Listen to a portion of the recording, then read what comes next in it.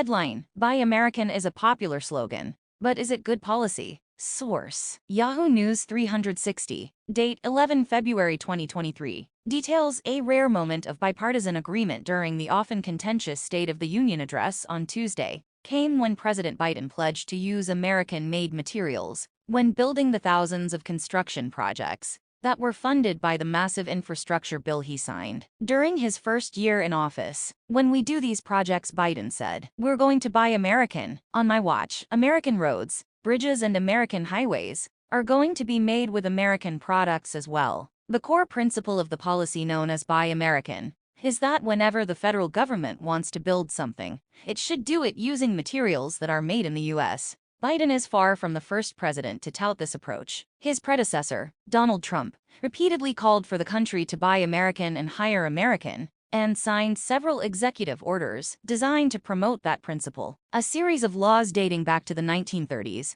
require the government to prefer American-made products whenever possible. But those laws include a lot of room for exceptions, and experts say they're rarely enforced. Biden has moved to shore up those rules over the past 2 years. A few days after taking office, he signed an order imposing tougher standards for waivers and exceptions to Buy American rules. The $1.2 trillion bipartisan infrastructure bill that Congress passed in 2021 included a provision that expanded Buy American rules to more materials, including drywall, copper wire, fiber optic cables, and lumber. The Inflation Reduction Act Biden signed last year includes thousands of dollars in tax credits for people buying electric vehicles, but only if they're made in North America. Why there's debate? The appeal of Buy American is obvious. Beyond being extremely popular with voters, the policy is seen as promoting economic growth by ensuring that tax money spent to build up the country stays in the U.S. Supporters say it also helps create high-quality blue-collar jobs at American factories, the types of jobs that have been disappearing for decades as so much manufacturing has shifted overseas. Some also make the case that recent global disruptions like the pandemic and war in Russia show the value of economic independence. But many, if not most, economists say Buy American is a self-defeating policy. They argue that limiting competition for government contracts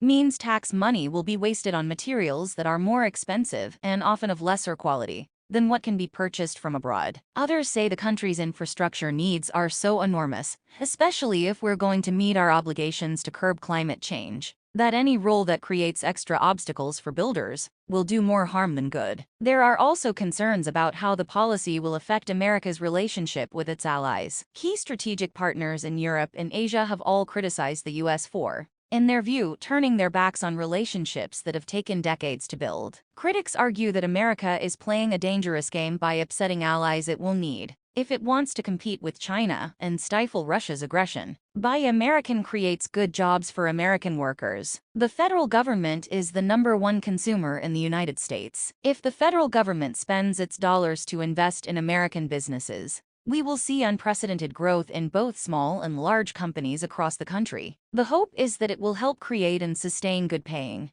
union jobs that support workers and communities alike. It is the best chance to rebuild the American middle class. Too many working people have struggled to make ends meet for far too long. Dave Baker, Cincinnati Enquirer. The U.S. needs to be more independent to stand up against its competitors. The stark truth is that the United States is now staring down the twin threats of a belligerent Russia and China, and that will require a new, Cold War approach. Essentially, given Russia's invasion of Ukraine and China's open support, there's more urgency than ever for bringing critical supply chains back to the United States. Michael Stumo, MarketWatch. The past few years shows how risky it is to rely too heavily on other countries. The drift of Mr. Biden's policies should represent a wake-up call for European leaders. For better and for worse, the era in which free trade has been an unchallenged strategic goal in the West is over. The downsides of that consensus were exposed by populist revolts in post-industrial regions of the West, COVID-related supply chain failures, national security concerns, and the global energy crisis. Editorial, Guardian. With the right commitment, Buy American can help revive U.S. manufacturing. Making Buy American work won't happen overnight, and will likely exceed the 4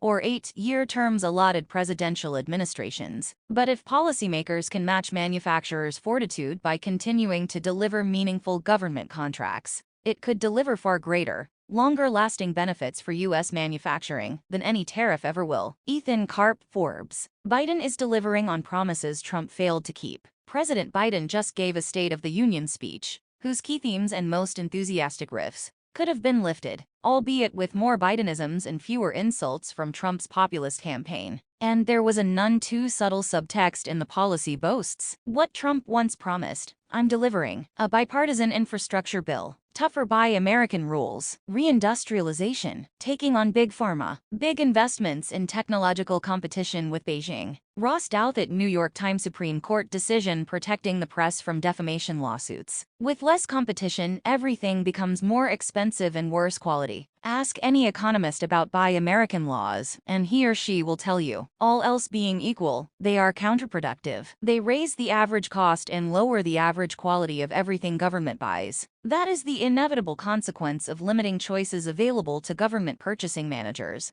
just as it is for ordinary consumers. Jobs created may be offset by those lost when other countries retaliate. Editorial Washington Post. Promoting Buy American means wasting taxpayer dollars. Biden looked the American people in the eye and promised to spend their money poorly, and he was applauded for it. But by promising to double down on past mistakes and exacerbate them, Biden is ensuring taxpayers get less for their money, and special interest groups that lobby for government protection get more for theirs. Dominic Pino, National Review. Building a green economy is more important than creating a few more American jobs. Investment in clean energy matters because climate change is an existential risk, not because the U.S. needs to push wages higher or find new jobs for pools of idle labor. The faster and cheaper the transition to clean energy, the better, even if perish the thought it means handing foreigners some of the business. Editorial, Bloomberg. Buy American will make it harder to meet the incredible challenge of rebuilding the U.S. The U.S. should be concerned about building more and building faster. Building certainly won't get any cheaper or easier if our policies increase the cost of essential materials by making foreign purchases of them illegal. All things equal,